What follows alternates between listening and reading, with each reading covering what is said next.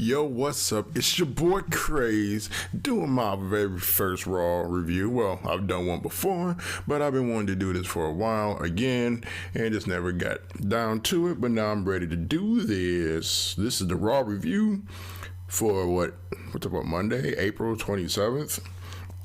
I would say it's a pretty good Raw. I wouldn't say it's the best. I seen it like a lot more wrestling this time than actual segments, but we'll get in that too. So Raw starts out with the trailer of the King in the Ring. King in the Ring the last couple of years really ain't been that good. I'd say that. I mean, what was it? William Regal won it, and then Sheamus won it not too long ago. Who won it? Was it William Regal won it last year? I know I watched wrestling, but I wasn't watching it like that because wrestling has taken, how can I put this? A turn for the worse, kind of, sort of. But yeah, they did the King in the Ring. They did the trailer, the vignette of all the King in the Ring wrestlers who have won it, Stone Cold, the Bret Harts, the Hunter Hearst Helmsley, all of that. I've seen all of those. All those were good. It puts a lot of stress on the ones they should have now because those aren't going to measure up nowhere near the ones that they had back then. So we'll just see how it goes. I would say honestly, I thought it was going to be a better type of roster for the King of the Ring. I personally think if they wanted to put heat on somebody, they would have put Rusev in the King of the Ring. But you know, I'll tell you who's on the King of the Ring later. So it comes out, Seth comes out. He gets super booed. Like, he's like what Roman Reigns was after he won the Royal Rumble booed. Like, it was fucking crazy. And he talks about outsmarting Roman Reigns and outsmarting Kane and outsmarting Randy Orton and doing all this other stuff that pretty much say that he's better than everybody. He goes on to talk about how he's beating Roman Reigns and Brock Lesnar, and he's beating Randy Orton. He's beating all of them, so nobody deserves a title. And he pretty much was saying, this is what he was saying, I beat them by myself. Now, if you look back, you will see that Kane is looking like, no, the fuck, he didn't say that. Because Kane was a big instrument in why Seth is the champ now. And then he goes on and calls it the SKO. See, somebody called it that shit last night. I think it was Weiser. Weiser called it the SKO. He was just joking, and now Seth ran with it. And it doesn't even sound right. It sounds like suck, some shit like that. And then he starts mocking Kane about calling him the crypt keeper, the key cripper, talking about how old he is and all this other good stuff, just making these jokes at him. It was okay. I mean, I know he has more of a mouth on him, especially when he was back. He was Tyler Black. I really hope that they let him do more stuff in the ring, like when he was Tyler Black, than what he is now. Because I mean, I can understand him being a heel, but at the same time, you don't really let him do much. Not like when he was a face and he was doing every fucking thing. So he mocks Kane, and then Kane calls out, he stops the whole thing. He gets in a microphone. He calls out the RKO being illegal. He calls Seth Rollins Justin Bieber. Okay, he says he's the Justin Bieber of the WWE, which the fans start chanting Bieber, Bieber, Justin Bieber. And then they go back and forth, arguing. Randy Orton comes out. I'm thinking, I know where this is going. He's gonna want a title shot, a rematch, something about the illegal RKO, something like that. I was waiting for them to say that the RKO that he gave Kane would have been illegal because technically Kane was in the match. So that's where they dropped the ball on that. Where it could have took something could have went somewhere with that. Orton wants a rematch. Seth says it's his regime. It's not the game's regime. It's not Orton's regime. It's his regime. And he said pretty much saying that nobody can touch him. And he's going pretty much saying that Randy Orton doesn't deserve another title shot.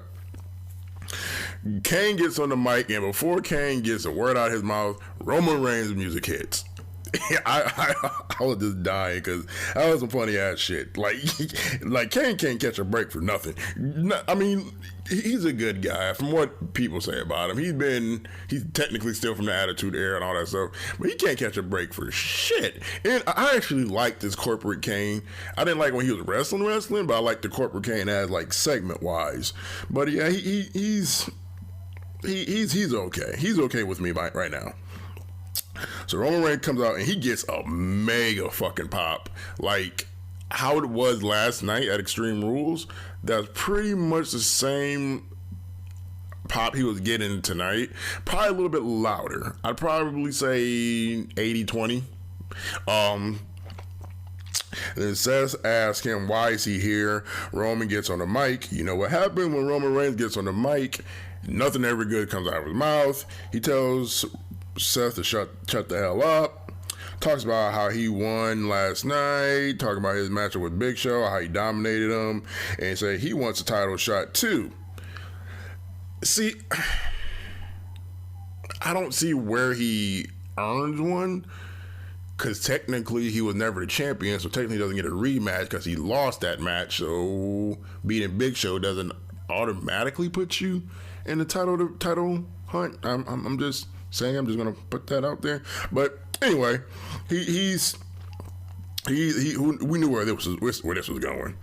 So Seth remarks Roman Reigns about winning, boo hoo hoo, blah blah blah. More talk. Kane cuts a promo. Kane's like, fuck it, I'm getting my 2 minutes in. He was like, we're gonna make a tag team match so we can show what the Authority is really about. You knew something was about to be fucked up here. Like it was a given. Not like we don't know where the shit was going. But and then that ended. That was a whole 18-minute segment, which I don't really remember the last time they started out Raw with just like wrestling, whatever. And then it goes commercial. Comes back. It's the first round of the King of the Ring match. I keep looking at my cat. I don't know why I keep doing that. He keeps fucking with something. But anyway, the first match was not Bray Wyatt. God damn it. Wade Barrett versus Ziggler. Ziggler comes out, talks about the Kiss My Arse match. That's a stupid fucking word. Kiss My Arse. Is that supposed to be PG for ass? Like, we don't know what the fuck it's supposed to be. It's fucking ass. Barrett comes up, talks about him being the king of the ring, talking about King Barrett, blah, blah, blah, blah, blah, Barrett Barrage. So the match starts out, well, Barrett starts off with some really fucking strong offense. Like, he was just giving Ziggler that work. And I don't know what the hell Ziggler was thinking. He probably still banged up from last night. Ziggler makes a drop kick comeback. And then it goes to a commercial. 3 minutes in the match. These commercials are going to kill me. Commercial comes back. Barrett has Ziggler in a chin lock. No surprise there, because if you notice, every time somebody goes to a commercial and they come back, somebody's in the chin lock or wrist lock or some type of fucking hold. Like, pay attention to that shit. So Ziggler makes another comeback. And then it gets he counters a wasteland into a DDT, which was a nice DDT. But he's really starting to, like, I want to say oversell stuff, but it seems like he puts on a show just to lose, which I understand it in some sense, but then I don't. Ziggler gets tossed into the turnbuckle, and then he finally gets hit with the wasteland. See, that's the move I like. I would rather have Wade Barrett use, because that bullhammer, I'm just going to turn my elbow pad inside out and hit you with it. Like, it doesn't feel the fucking same way it did when I hit you with a regular one. That shit is garbage. Like, give that man the wasteland back, because that shit was actually dope. But Ziggler kicks out anyway. Barrett sets up the bullhammer. Ziggler counters with a super kick. Sheamus comes out talking shit to Ziggler, talking about kissing her ass. He had it on the Titantron. Ziggler's face on his ass. Gets distracted. Runs into a bullhorn. Bullhammer. Where did I get a bullhorn from? Bullhammer. Not surprised. Barrett gets the win. Anybody surprised? No. Moving along. Next one, it shows the new tag teams, the New Day, and the new champion goes to a commercial again. Comes back from a commercial with the New Day, and they gets a lot of fucking boos, and I mean a lot. And they're really like eating this heat up. And I don't like the how can I say this? I don't like the gimmick that they're giving, but if they're making it work like they're making it work, then I can live with it. I dig it, I guess. They were actually clapping on time, like with each other for the first time that I've ever seen, because we always seen that Big E was always a little bit off. So yeah, so then they come out. Xavier Woods gets on the mic and say they are the champions, which I don't know how, because you weren't even wrestling in the match. Is he still hurt? Yeah, because I know he can go, but I don't know why he's still hurt. And then he said he wanted to come up with a new chant called New Day Rocks. Anyway, Cesaro Kid comes out. Big E starts clapping. Tyson Kidd. I don't know what he was trying to do there. I don't know if he meant, like, one of them didn't get like connection right, because he threw a kick and I think he tried to kick Big E's hands, and Big E sold it like he kicked him in the head, or I don't know if he was supposed to kick Big E in the head and he kicked him in the hands. I don't know. It just looked like it was all the way off. If you look at it, Big E is like, what the fuck? So Tyson goes out of the ring. Tyson gets back into the ring, runs into Big E. That big fucking, I don't know if you call it like a body burst or a clothesline or something. He runs to that. He gets pinned. While he's getting pinned, you see Xavier Woods holding down Tyson Kidd's foot. So he gets the 3 count. I actually like the way that they're going with this. After that, they announced to talk about the Rusev and Cena match, blah, blah, blah. Shows Rusev and Cena's match from will be a payback, will be an I Quit match, talking about the open challenge, which I don't really fucking understand the whole point of this open challenge, but I'm going to get to that when we get to John Cena.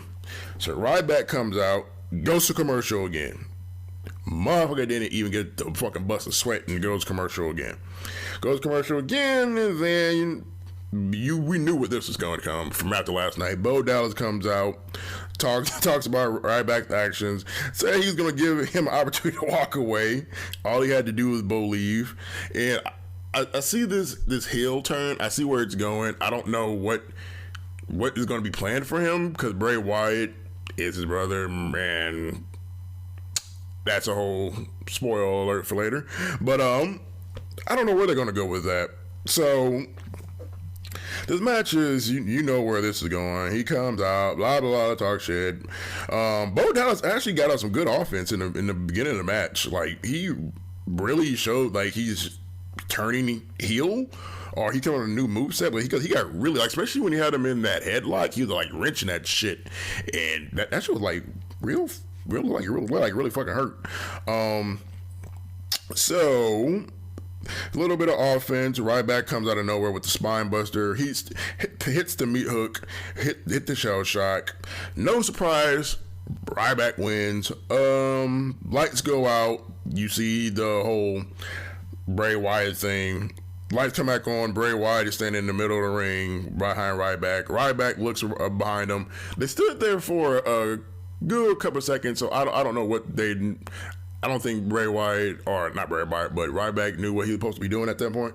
He tried to attack Bray Wyatt, and when he tried to do a clothesline, he caught a Sister Abigail. That shit looked so smooth and so sweet, and that's why they really need to be pushing Bray Wyatt. Like, I'm really getting to the point. I'm tired of him getting these feuds and then getting buried, like the Cena one, like the Undertaker one, I personally think he should have won that one, because if you want to put some heat on somebody that's going to be around that actually fights Undertaker, it should have been Bray Wyatt. If anything, it should have been CM Punk, but we'll save that for another discussion.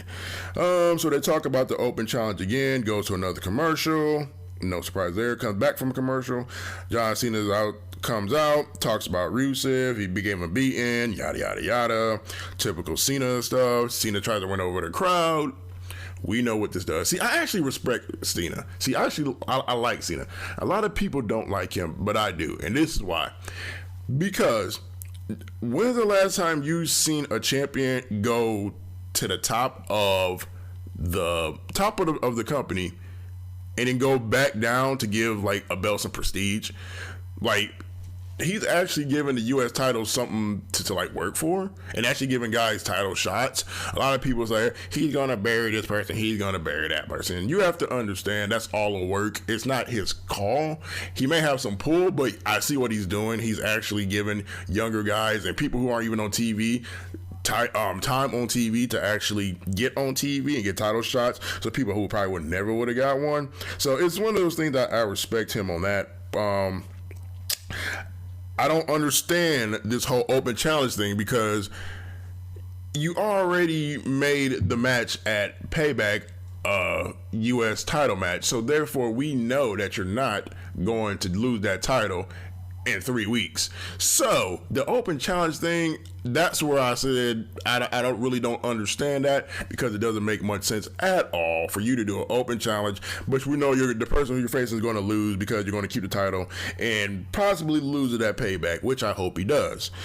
So that comes out. Heath Slater comes out talking about Aaron Rodgers and the Green Bay Packers and shit like that.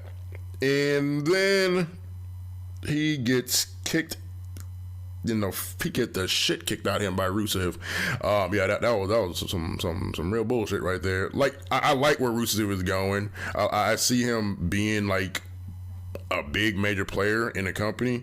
He kicked the shit out of him and just stood at the top of the stage after he told Lana to take her ass in the back, and the crowd was chanting, "We want Lana." It kind of reminds me, I don't know if who like young enough or old enough, but if you actually watch the Attitude Era when they had Mark Merrill and Sable, like Mark Merrill was getting like jealous because the Sable was getting all the attention and he wasn't getting it, and they was rooting for Sable. That's kind of what it looks like to me. I can't see Lana going that same route as Sable, but I do see it as that's what they're trying to do. So after that, Rusev gets on the mic. Now he's speaking perfectly good English. Like, we don't know that he's, but he gets on the mic and talks about America and says the whole America would say I quit. And then the flag comes down. See, this is the thing. I have an inside source from somebody who was there, and they said that they put what's that shit called? The flag thing. They put that up there like earlier in the night, so you knew something was going to happen. So it was all premeditated, and we knew people in the crowd knew what was going to go on. But whatever. And then comes the backstage segment, another one. Seth and Kane. Seth makes his case why they should neither one would get a title shot. Kane adds a stipulation and say it could be either versus Randy Orton, or it could be versus Roman Reigns, or it could be a triple threat. You know where this is going. We don't even need people to vote for this, because we know exactly where this shit is going. I don't know who they try to fool, or what wool they try to pull over somebody's eyes, but we know where this shit was going. Goes to a commercial, come back from a commercial, shows it's another King of the Ring match. It's R-Truth versus Stardust. This match was okay, I guess. Truth starts out with a bunch of quick pins. I think he hit like 3 of them in like the first like minute and a half. Cody makes a good quick comeback. Nothing too much. Stardust gets he kicked the shit out of R-Truth. I don't know if R-Truth was still coherent after he got kicked, but That couldn't have been me because I'd have got mad because he kicked the daylights out of him. He thought he was still Ron Killing. He thought he was still what was his name? K Quick. He got kicked by that shit. You know who K Quick is? Do your history. Stardust goes for the what's that dream? The disaster kick. And when he goes for the disaster kick, R-Truth hits it, whatever fucking special is. He hits that shit clean. Like, if he starts doing that with like special wise, I can see R-Truth getting a bigger push because that shit was nice. It was like that was like a catch finisher within the catch finisher, which it was nice. I wish you can do that on the fucking game, but whatever. R-Truth advances to the next round. Go to commercial. Again, comes back from a commercial. Fandango comes out. Fandango, whatever you want to call it out. Adam Rose is already in the fucking ring. We know this ain't gonna be a fucking long ass match. I will say though, it was an awkward moment in the match where they had the camera from a weird, like it's like a stand point of view, a fan point of view, but it showed Fandango bent over the rope and Adam Rose behind him doing the little dance that he does, and a lot. It sounded like he was giving Fandango that work. Yeah, you'd have to go watch it to see it. That was kind of awkward. Fandango gets out the ring. Rosa Mendez is out there. She distracts him. Adam Rose gets the win. Whatever. Then they go to another backstage segment with Brie Bella. Talks about Daniel Bryan. Her acting is fucking horrible. Like she really needs to stop. Like something. Like it's to the point you can't even feel sympathetic for her. Like, oh my god, I know how he wants this so bad. Like Daniel Bella should just be like silent heels. Just don't say anything because they bore me. And then Naomi comes out of nowhere and hits her with a good jack move, like knocks the fuck out of her. And I think they're really, really, really trying to get heat on her. Because she after she knocks her down, she's like, nobody cares about you or your husband, and it walks off. Now that's a major heat. If Roman Reigns got heat for eliminating Daniel Bryan, she's about to get some heat for saying nobody cares about Daniel Bryan. And then she walks off and goes to a commercial. But that shit was some golden shit right there. Come back, Brie Bella's already in the ring. Go to commercial, come back, Brie Bella's already in the ring. Naomi comes out. I think her entrance would be a lot doper if it had like that John Morrison pyro type of thing. I don't know, maybe it's just me. Brie starts out the match with a Luthez press. Then Naomi gets the upper hand. She looks really strong in this match. Like, she looks like Jazz / Jacqueline / I'd say like Trish Stratus type. It's like a mixture of all of them. Like she was really going in. Brie tries to come back, gets cut the fuck off. Naomi hits a nice ass leg drop. Like if she does, I think that should be her finisher. The way she hit that leg drop, like she jumped a good at least 4 or 5 feet in the air and just dropped down on her ass. That should have been a finisher. They both go for a head swing, and Naomi, like, she landed on top of her head. Well, you know how when they both go for like the hair pulling swing, whatever, and they both land on the face. Yeah, Naomi landed kind of awkward. I think she was out of it for a few seconds, but I think she could like gather her shit together. And then Brie comes back, hits a drop kick, yells out Brie mode, hits her little knee thingy, goes to the corner, and then she turns around, and Naomi hits I don't know if it was a botch or I don't know what the fuck it was, but it was a nice looking inside cradle because she had her leg like hooked with her legs and her shoulders pinned. It was dope. Now like I don't know if it was a botch. It was a nice one. Naomi wins. Then they tell people to vote for the payback results, which we don't need to go into because we already know where it's going. We go into another King of the Ring match. Dean Ambrose and Sheamus. Dean comes out. As soon as he comes out, goes to a commercial again. Comes back after commercial. I think commercial like 1 or 2 commercials. After that, Dean is still in the ring by himself. So I'm like, you think they'll have Sheamus come out by now? Sheamus comes out, starts off with a lot of grabbing. Like the match started off really slow. Like it looked like they were like just not the Sheamus type and not the Dean Ambrose type. It like a whole bunch of grabbing, headlocks, and all this other shit, grabbing on the legs and shit like that. Things finally pick back up. Go to another commercial. Are you fucking kidding me? Comes back. Dean is in a hold again. Sheamus hits a nasty looking suplex. Dean looked like he was done for. He looked like he was dead. like that suplex. Yeah, Sheamus put in that work on that one. Dean OD'd on that one. I wouldn't say OD'd. He like fuck. He was out of there. I don't even think he knew where he was at. Sheamus taunts Dean. Dean hits that rebound clothesline. Dean tries to come back. Then Sheamus stops him again.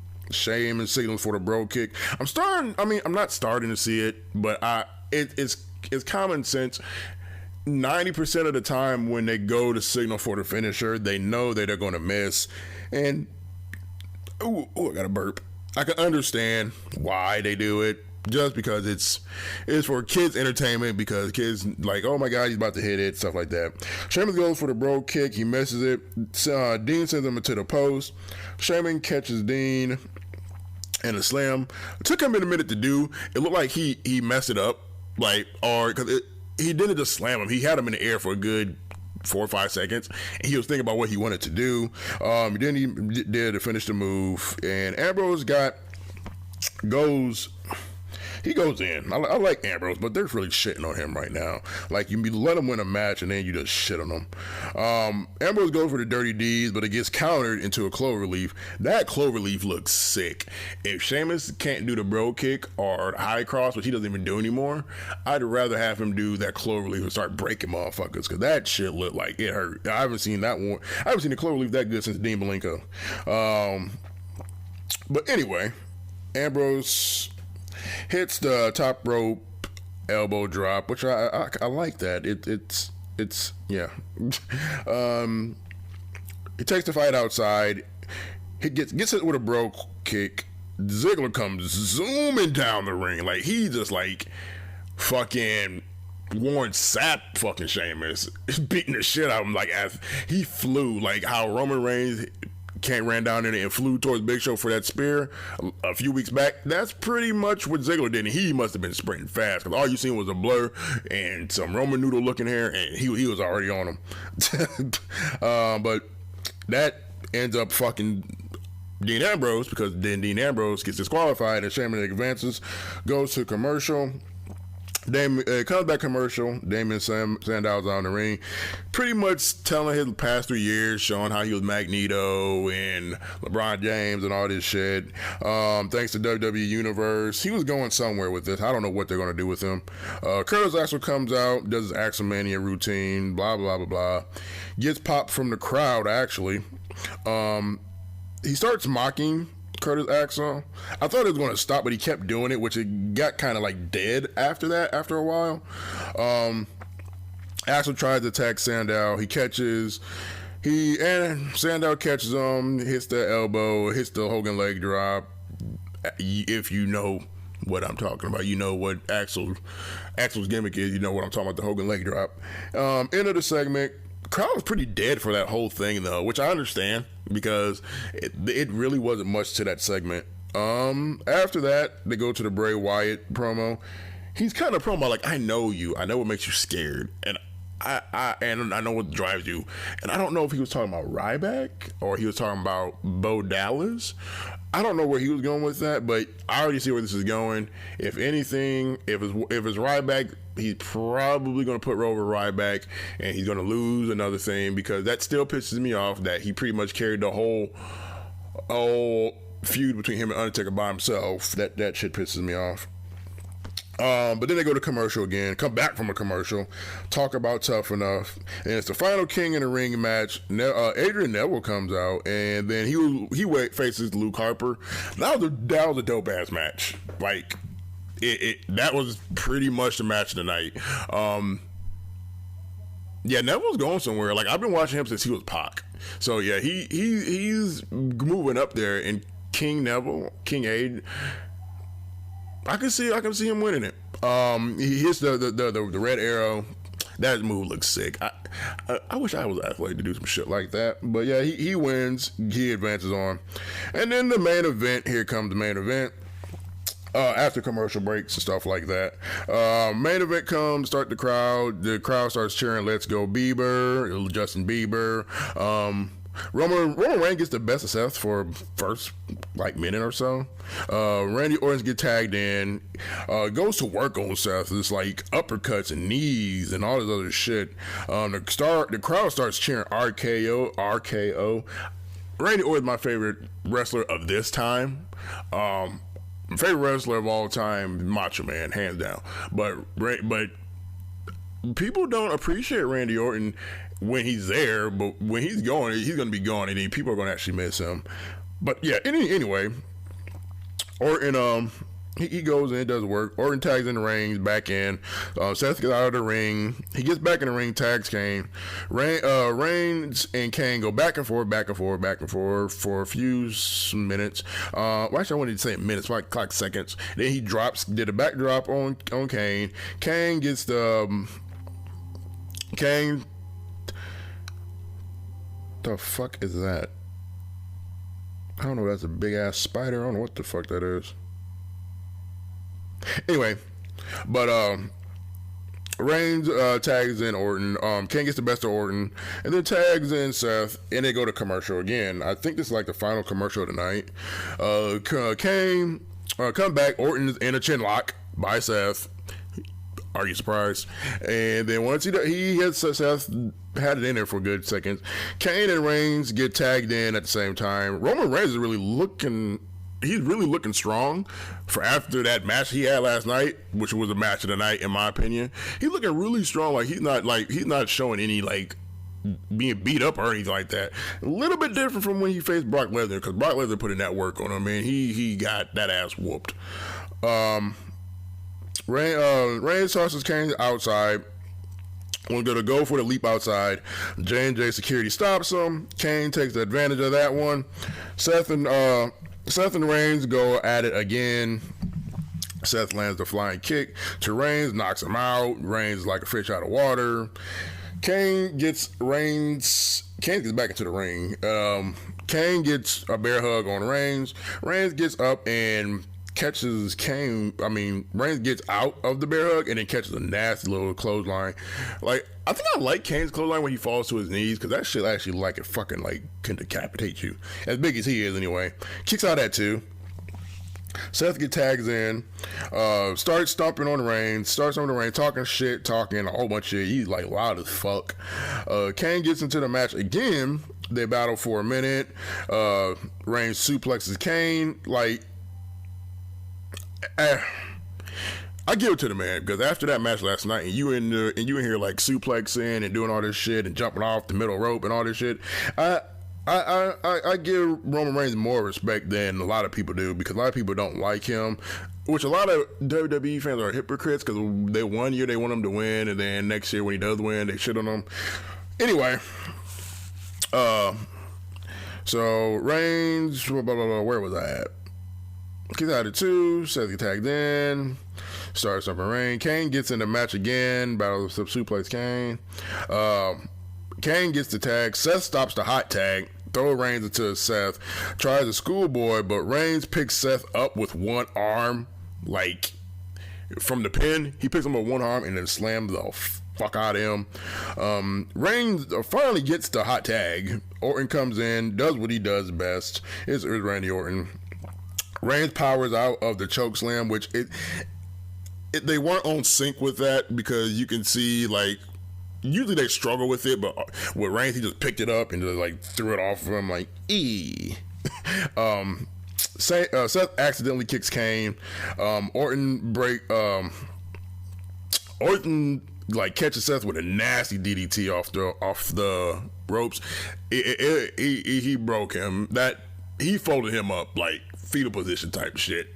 That shit was dope. he signs for the RKO, and the crowd goes fucking nuts, like nut juice everywhere. It was like it was like the new Yes. Like they wanted to see that RKO, and that shit was loud as shit. That crowd got rowdy tonight. Seth counters the RKO and kicks Orton in the head. Orton goes outside of the ring. Seth flies out the ring, and he was supposedly supposed to hit Kane, but he flew like inches in front of Kane, like he never hit him. Like he flew outside the ring onto the floor. That shit, I'm like, that shit had me dying. Like he don't know what the fuck he was supposed to be doing. And like, damn, Kane, what the fuck were you doing? You're supposed to be there. But Seth gets back into the ring, runs to a Superman punch, right into an RKO. Crowd goes ape shit. Orton and Reigns gets the pin. No surprise there. The votes come in. Are you fucking kidding me? Like, we didn't see this coming. 78% voted for a triple threat. Are you surprised? Not surprised at all. Who would be? We know where this is going. We knew what this was. We knew why this match happened. So we knew it was going to be a triple threat match. This is going to be interesting. We'll see where this goes. After Seth Rollins sees that, he catches a spear. Kane's outside, just looking on, like a little smile, stuff like that. Randy Orton's on the fucking ramp smiling, like everybody fucking smiling. Stop fucking smiling. It's supposed to be like hardcore shit like that. You motherfucking smiling. But then it goes off the air. Personally, I say what can I give this show? If I had to grade this show on belts, I would probably say with the current belt, the WWE World Heavyweight belt being the top one, and the lowest one would probably be the Light Heavyweight Championship that Taka Michinoku had. I'd probably say this show would get a good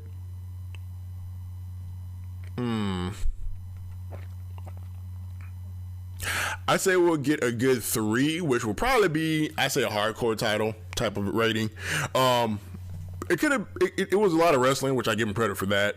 I can't say it could have been better because they pretty much used what they had. A lot of good matches though. Yeah, I give it a 3.4. Not 4, but 3.5. Transitioning into the Intercontinental title. So I'll give it that. But yeah, this is my Raw review. Hope you liked it. Give me some feedback how you like it. Give me whatever it is. If the shit goes off like I wanted to, I'll start doing more I just start doing podcasts because I've been doing podcasts, but I want to do more podcasts, and I started doing more of these reviews. I think that's pretty much it. Peace. Gotta go. Get up out of here.